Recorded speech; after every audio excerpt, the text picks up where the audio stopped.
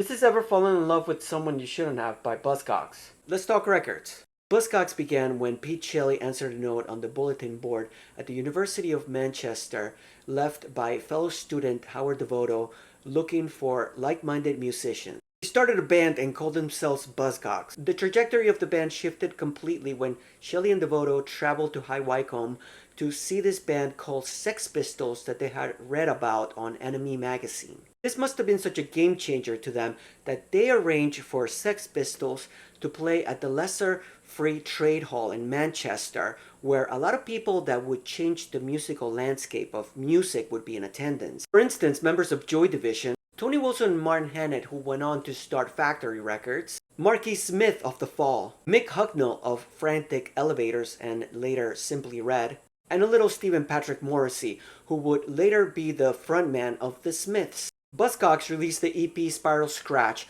on their own record label, New Hormones Records, which would make them one of the first punk bands to release their own DIY recording on a label of their own. It was one of the first punk releases in the UK, and it is now considered one of the fundamental, groundbreaking early new wave records. A few months later, after the release of the EP, Devoto left BUZZCOCKS, claiming that he was not content with the direction punk was heading towards and would go on to form Essential post-punk band magazine. After Devoto leaves the band, Pete Shelley becomes the frontman. BUZZCOCKS then signed with United Artists Records, and the first release on the label was the crucial punk classic Orgasm Addict, released October 1977. What Do I Get followed early 1978, and it reached number 37 on the UK singles chart. Another Music in a Different Kitchen was their debut album, released March of 1978 on United Artists. It reached number 15 in the UK. Love Bites was their second album, released September 1978, and it reached number 13.